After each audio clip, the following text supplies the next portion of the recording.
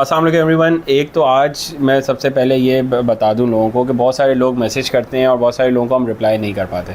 हम कोशिश पूरी करते हैं कि ज़्यादा से ज़्यादा लोगों को रिप्लाई कर सकें और ज़्यादा से ज़्यादा लोगों की हेल्प कर सकें, पर फिर भी बहुत सारे जब मैसेज आते हैं या कॉल्स आती हैं तो कुछ उनमें से भूल जाते हैं, निकल जाती है रिप्लाई करना, कॉल बैक करना। तो अगर मुश्किल होए या आप लोगों को मिल नहीं रहा हो सामान तो दोबारा मैसेज कर दिया करें, बार बार रिमाइंड करवा दिया करें, बार बार कॉल कर दिया करें। उसमें कोई इशू वाली बात नहीं है, आपका काम है। इंशाल्लाह जब रिमाइंड करवा देंगे तो दोबारा याद आ जाएंगे। पूरी कोशिश करेंगे कि आप लोगों को सामान मिल जाए। मैंने उस दिन मैं अपनी चैट हिस्ट्री देख रहा था तो बहुत सारे लोग लाहौर के थे और अपर पंजाब के थे जो रह गए थे। फिर जब मैंने उनको रिप्लाई किया तो वो नाराज़ हो रहे थे कि सर जब हमने आपको मैसेज किया था तो आपने उस टाइम तो रिप्लाई किया नहीं। तो मैं कहा चलें आपका काम हो गया, यही बहुत है, आपने एटलीस्ट पैनल्स ही लेने थे ना। तो अब उस टाइम मैं नहीं हेल्प कर सका, अभी भी कोई हेल्प चाहिए हो तो मुझे मैसेज कर देगा, उसमें कोई इशू नहीं है। बिल्कुल। तो मैं कहा सबसे पहले ये क्लैरिफाई कर दें। दूसरा देखें, व्हाट्सएप जो मैसेज होता है वो तो फिर भी उसकी एक हिस्ट्री होती है ना। हाँ। आप अभी मैसेज करेंगे, आपको हो सकता है अभी रिप्लाई आ जाए, हो सकता है घंटे बाद रिप्लाई आ जाए। कॉल तो इमीडिएटली कॉल हर वक्त पॉसिबल नहीं होता कि किसी की हर सारी कॉल्स अटेंड कर लें। बहुत सारी अटेंड कर सकते हैं और कुछ रह भी जाती हैं। तो अगर कॉल पे रिप्लाई आंसर नहीं आ रहा तो आप व्हाट्सएप मैसेज कर दें, वो रिप्लाई इंशाल्लाह आपको आएगा। और अगर रह जाए तो दोबारा मैसेज कर दें अगले दिन, फिर आप ऊपर आ जाएंगे तो फिर आ जाएगा इंशाल्लाह। ऐसा नहीं होगा रिप्लाई इंशाल्लाह आ जाएगा। किसी से कोई इशू है तो उसकी वजह से उसको रिप्लाई नहीं आ रहा। अच्छा, दूसरा फवाद, बिजली के रेट दोबारा बढ़ रहे, नॉर्मल जो पाकिस्तान में डिस्को उसके बराबर कर दिए कि इलेक्ट्रिक को भी। और जो दूसरी बात है 780 अरब रुपए IMF के हमने के इलेक्ट्रिक से निकालने इन द नेक्स्ट 6 मंथ्स। उसमें ये कह रहे हैं कि अभी जो 8 रुपये बढ़ाए थे उसके अलावा 1.5 रुपये दोबारा बढ़ाएंगे और 4.5 रुपये दोबारा बढ़ाएंगे 2 महीने बाद, तो 6 रुपये और बढ़ेंगे। तो कोई हल तो नहीं है इनको तो इनके पास तो यही हल निकला है कि यार बिजली के बिल से पकड़ लो इनको और पेट्रोल से पकड़ लो, इन दोनों को बस यहीं से मुल्क को अब निकालना है किसी तरह। जबकि प्रैक्टिकली हम पहले भी कई दफ़ा बात कर चुके हैं कि इस तरह हल नहीं है, ये हमारे कर्जे नहीं उतार सकता, एटलीस्ट हमें ज़रूर डुबो सकता है। फैक्ट्रीज़ को भी इशू हो रहा है, घर पे तो इशू हो ही रहा है। और जो निचला तबका है जिसका घर का रेंट ही 10,000 रुपये था, उसका बिजली का बिल 25,000 30,000 रुपये आ रहा है। किस तरफ जा रहे हैं हम और क्या करेंगे ये? देखें, बिजली का बिल तो अब बहुत हाई उस पर चला गया है। ऐसी कमोडिटी बन गई है जो अनअफोर्डेबल हो गई है। और इसका जो ये मवाजना करेंगे आप वो प्रॉपर्टी के साथ करेंगे तो जो रेंटल प्रॉपर्टी होती है उसका रेंट, अगर एक 200 गज़ का घर है तो उसका जो रेंट है और उसका जो बिजली का बिल है वो बराबरी पे आ गए। और बस महीने 2 की बात है कि वो बिजली का बिल उस 200 गज़ की प्रॉपर्टी के रेंट को बीट कर देगा और उससे महंगा हो जाएगा। तो 200 गज़ के अंदर आप एक अंदाज़ा लगा लें क्या कंजम्पशन होती होगी आपकी। नॉर्मली जो कंजम्पशन है मतलब वो उसको बीट करता जा रहा है। अभी कोई हम एक्सेस कंजम्पशन की भी बात नहीं कर रहे। और ये हर घर की बात है, वो बेशक कम AC चलाने वाले हों या ज़्यादा AC चलाने वाले हों या कमर्शियल प्रॉपर्टी हो या रेजिडेंशियल प्रॉपर्टी हो, सबका एक ही हाल है। तो ऐसे माहौल में फिर बिज़नेस करना तो बहुत दूर की बात, घर पे नॉर्मल बंदे के लिए रहना भी बहुत मुश्किल हो जाएगा कि जहाँ पे उसका बिजली का बिल ही उसे अफोर्ड ना हो। तो फिर वो यही करेगा कि वो क्या करेगा, वो कुछ भी नहीं कर सकता। वो या तो कुंडे लगवाएगा या बिजली चोरी करेगा, गलत तरफ जाएगा वो। क्योंकि कुंडे लगवाते भी वही यूटिलिटी कॉर्पोरेशन के कारिंदे ही होते हैं ना, वो जो उनसे हट के थर्ड पार्टी मतलब अपने तहत इस तरह की 2 नंबरी को प्रमोट कर रहे हैं। ऑब्वियस ही बात है, कुंडा खुद कौन लगाता है? इन्हीं के बंदे लगाते हैं। बंदे ही लगाते हैं, खुद तो नहीं वो बंदा लगाता, इन्हीं के कहते हैं हम लगा देते हैं और ये जाके लगवा लेते हैं। ये लो जी मुझे फिक्स चार्ज आप दे दो, तो किसी की सरपरस्ती में तो काम देखें प्रैक्टिकली ये तो हल नहीं है ना। नहीं हल नहीं है, ये तो तरीका भी नहीं है। होगा क्या? होगा तो कुछ लोग ये ट्राई करेंगे, कुछ लोग बिल के अमाउंट पर डिफॉल्ट करेंगे और किस्तें कराते रहेंगे। होता तो हमेशा देखें जब आप ड्यूटीज बढ़ा देते हैं तो क्या होता है, स्मगल हो जाता है। बिल्कुल। जब आपने LC रोकी तो क्या हुआ, सारा माल गवादर से आ गया। तो प्रैक्टिकली यहाँ भी यही होगा, जब आप बिल इतने ज्यादा कर देंगे तो लोगों ने कुंडे लगा देने, चोरी शुरू कर देंगे। ये तो नहीं होगा कि वो दे देंगे, उनकी सख्त से ज्यादा आप उनमें प्रेशर नहीं डाल सकते। अच्छा देखें, एक बात तो ये हो गई ना कि ये तो वो हो गई जो कंज्यूमर लेवल पे चोरी होगी। जो प्राइवेट इंडिविजुअल करेगा चोरी करेगा, बहुत से अभी भी कर रहे होंगे बट करेगा। प्राइवेट इंडिविजुअल को वैसे छोड़ते नहीं है, ये रिकवरी बहुत खींच के रखी हुई है उन्होंने। पिछले 5-8 सालों में रिकवरी में बहुत जोर दिया और प्राइवेट इंडिविजुअल को बिल्कुल भी नहीं छोड़ा। हर घर से कलेक्शन ये करने पे तुले रहते हैं और जहाँ जिस एरिया से कलेक्शन नहीं हो रही होती बिजली काट देते हैं उनकी ना, पूरे एरिया की काट देते हैं। तो दूसरा ये है कि बहुत सारे वही वाली बात है ना, बनाते हैं हम 50,000 40-45,000 मेगावाट हम बनाते हैं और वो जहाँ बनती है वहाँ से हमारे पास पहुँचते पहुँचते 40,000 तो वो रहती नहीं है। वो ऐसी ही है जैसे एक गाड़ी में ब्रेड भरी हुई आपने 100 ब्रेड रखी हो, आप निकले हो, जहाँ दे के आनी हो वहाँ पहुँचते पहुँचते 80 रह जाए 20 ब्रेड गायब हो जाए। फिर वो 80 ब्रेड बची पीछे। अब वो जिस दुकान पे रख के जो दुकानदार वो ब्रेड बेच रहा है, वो जो पैसे उसे मिले वो 50 के मिले, 30 ब्रेड वो फ्री में बेच दे, अपने दोस्तों को बांट दे, यारों को बांट दे, वो अपने पड़ोसियों को बांट दे, तो 50 ब्रेड उसने पैसे लिए हैं, रिकवर करे हैं, 100 ब्रेड का उसे बिल लग के आ गया। अब वो बताएं कितने दिन पे कर पाएगा 100 ब्रेड का बिल? एक ही दिन देगा, अगले दिन आ जाएगा जो भी होगा, जो भी ओनर होगा उस जगह का, वो बोलेगा भाई ये क्या हो रहा है, 100 ब्रेड का बिल आ रहा है, जो मेरा जो कैलकुलेशन निकल रही है वो तो तुम पैसे दे रहे हो मुझे 50 ब्रेड्स के। इसको आप किसी भी बिज़नेस में लगा ले, आप 40-45 हज़ार मेगावाट प्रोड्यूस करते हैं, ट्रांसमिशन में ही आपकी आदि कुछ गायब हो जाती है, जिसको हम बोलते हैं ट्रांसमिशन लॉसेस। हेडिंग हमने बड़ी अच्छी खूबसूरत सी बनाई हुई है, एक हमारे जनरेशन लॉसेस, उसके बाद है ट्रांसमिशन लॉसेस, आम आदमी को समझ ही ना है। बिल्कुल, उसके बाद है हमारे उसके बाद क्या करते हैं, पहले जनरेशन करते हैं, फिर ट्रांसमिशन करते हैं, फिर डिस्ट्रीब्यूशन करते हैं, उसके बाद रिकवरी में लॉस हो जाता है, रिकवरी में भी लॉस होता है, पैसे ही नहीं देते। बिल्कुल, बाकी गवर्नमेंट इदारे होते हैं वो भी नहीं देते, बहुत सारे अपने इनके मर्जी के इदारे हैं जिनसे ये और बेनिफिट्स लेते हैं, उनको दे देते हैं। गवर्नमेंट के साथ किसी के साथ मिल जाते हैं, उनसे और बेनिफिट्स ले लेते हैं, उनसे भी रिकवरी नहीं करते। रिकवरी का बोझ सिर्फ उस इंडिविजुअल सिटीजन पे आता है जो बेचारा घर पे बैठ के थोड़ी बहुत बिजली यूज़ करता है, सारा बर्डन उस पर आता है जो पे कर रहा है। तो ये नॉन इंसेंटिवाइजेशन है कि जो पे कर रहा है उस पर चढ़ जाओ, वो 1 रुपया दे रहा है उससे 3 रुपये निकलवाओ, बाकियों का खसारा भी इसी से पूरा करो। तो क्या होगा, ज़्यादा देर क्या होगा, लोग लेना छोड़ देंगे। इन द लॉन्ग रन अगर आप इसी तरह की हरकत करेंगे कि 1 रुपये का जो बिजली का बिल जिसका 1 का आ रहा है वो 1 रुपया आपको जमा करा रहा है और आप उससे चाह रहे हैं कि 3 रुपये निकलवा लो, तो आप देखें उसके लिए कितनी इंसेंटिवाइजेशन बढ़ती जा रही है कि वो सोलर लगवा के इनसे जान छुड़ा ले। मतलब उसकी ROI जो आज से पहले 3 साल 4 साल पे खड़ी थी वो गिर के 3 साल पे आ गई है। अभी बिजली के रेट और बढ़ जाएंगे, वो 2.5 साल पे आ जाएगी, उसके बाद वो गिर के 1.5 साल पे आ जाएगी। ये बिजली इतनी महंगी कर देंगे कि सोलर सिस्टम की ROI 6 महीने 8 महीने पे आगे खड़ी हो जाएगी। तो फिर जिस बंदे के पास पैसे होंगे वो तो सोलर लगवा लेगा, मतलब अगर उसकी अकल में अभी भी बात नहीं आ रही तो फिर तब लगवा लेगा। और जब वो लगवा लेगा और वो मेजॉरिटी हद तक अपना बिल ख़त्म कर चुका होगा, नेट मीटरिंग कर ले या वो ऑफ ग्रिड लगा ले, डिपेंड करता है ना किस तरह का सोल्यूशन चाहिए, बट आप दोनों तरीके से बिल से तो जान छुड़ा सकते हैं ना। तो ROI तो आपकी उसी तरह से गिरती जा रही है, मतलब और तेज़ी से आपके पैसे आपको वापस वसूल होते जा रहे हैं। यही बात ट्यूबवेल वालों को समझ आ गई है, जिनकी प्रोडक्शन डीजल पे तो अब अफोर्डेबल नहीं है और वापडा पे भी अफोर्डेबल नहीं है। वापडा तो आती है और नहीं आती, जब पानी चाहिए वहाँ वापडा ही ना हो तो फिर आपने क्या करने बैठे हुए आप, और डीजल डाल के आपको अफोर्डेबल पड़ता नहीं है, डीजल महंगा ही इतना है। तो उनको समझ आ गई है, क्योंकि वो जो चीज़ उगाते हैं उसकी कॉस्ट को वो डायरेक्टली मॉनिटर कर रहे होते हैं ना, वो उनका तो सारा लाइवलीहुड ही उस पर डिपेंड करता है।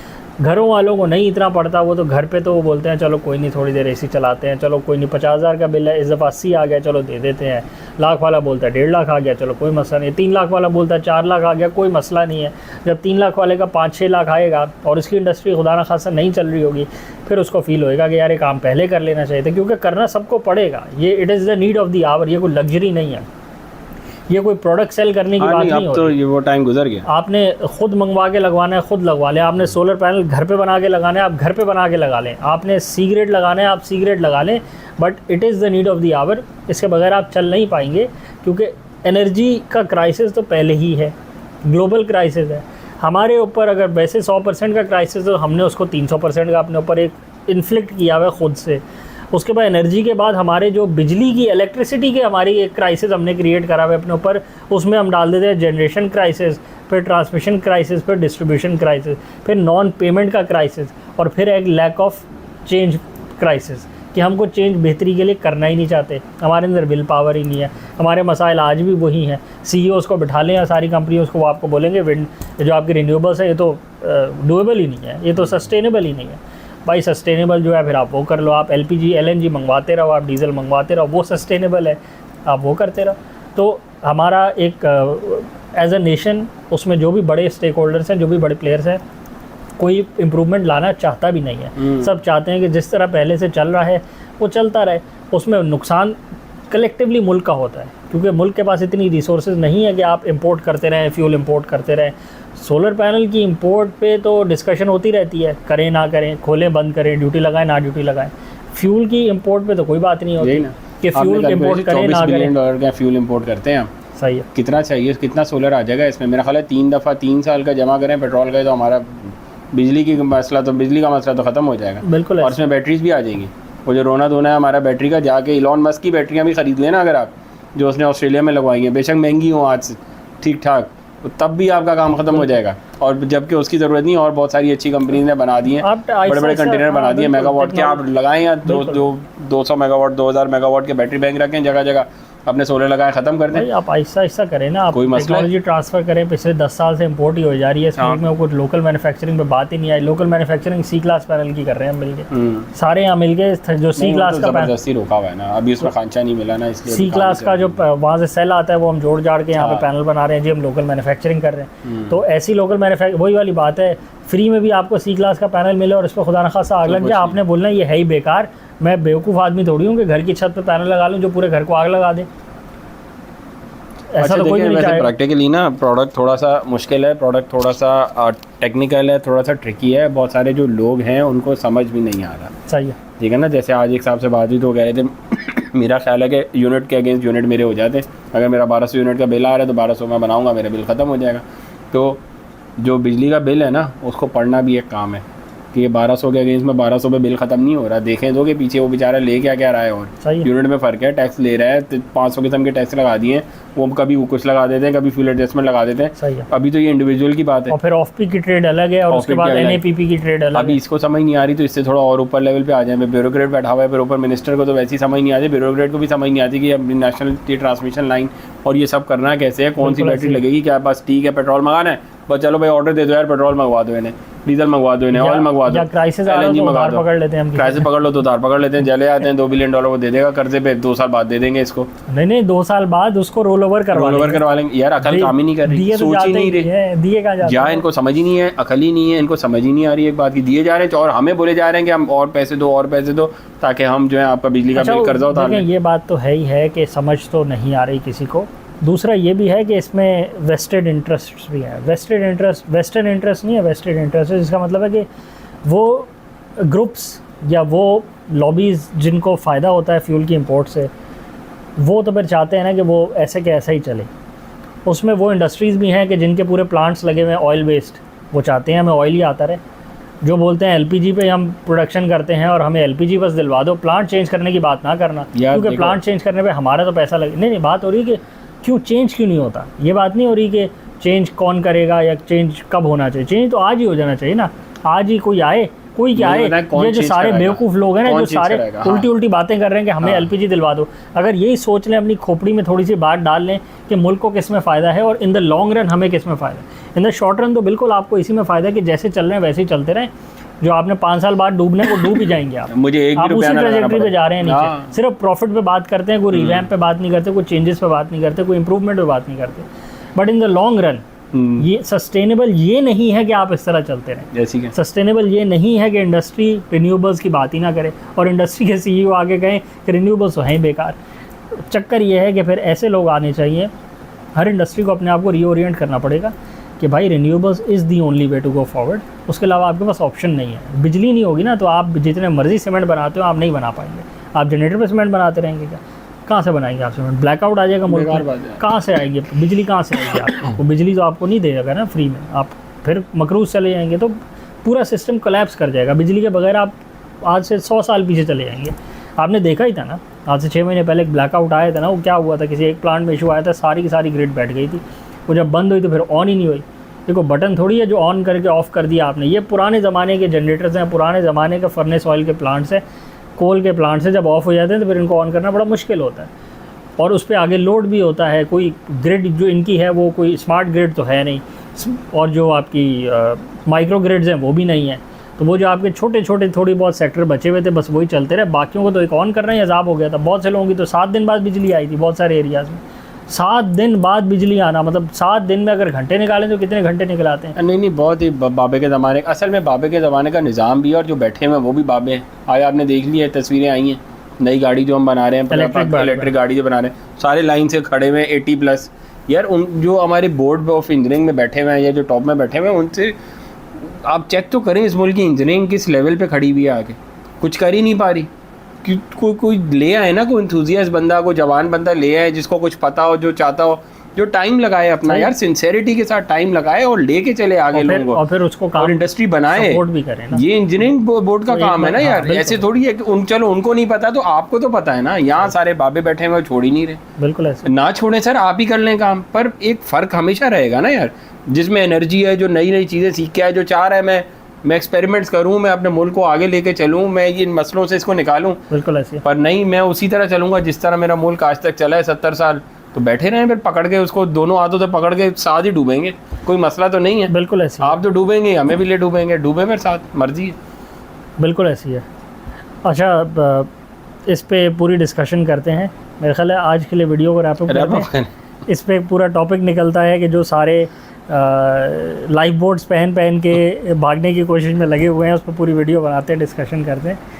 आज के लिए इसको यहीं रैप अप करते हैं। चैनल को लाइक करें, सब्सक्राइब करें, ज़्यादा से शेयर करें, और आप बताएं आपकी नज़र में क्या हाल है कि ये जो बिजली का निज़ाम है ये ठीक होएगा या नहीं ठीक होएगा, और अगर वो ठीक करना चाहता है तो किस तरह ठीक करे, और अगर ये नहीं ठीक होगा तो as a resident of Pakistan आपकी नज़र में क्या हाल है कि जो हर बंदा अपने घर के लेवल पे या अपने फार्म के लेवल पे, खेत के लेवल पे, अपनी इंडस्ट्री के लेवल पे या अपने बिज़नेस के लेवल पे वो क्या कर सकता है ताकि वो इस क्राइसिस से हटा रहे।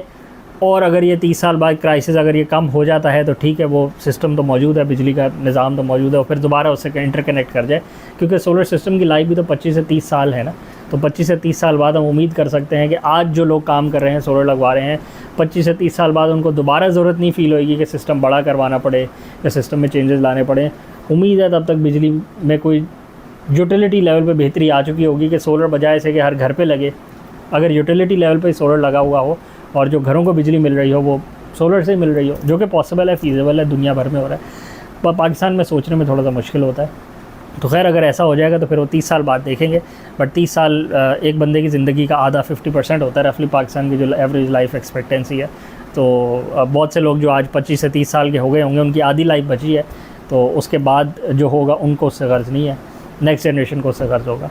खैर मेरे ख्याल वीडियो को रैप अप करते हैं। चैनल को लाइक करें, सब्सक्राइब करें, ज़्यादा शेयर करें। Thank you.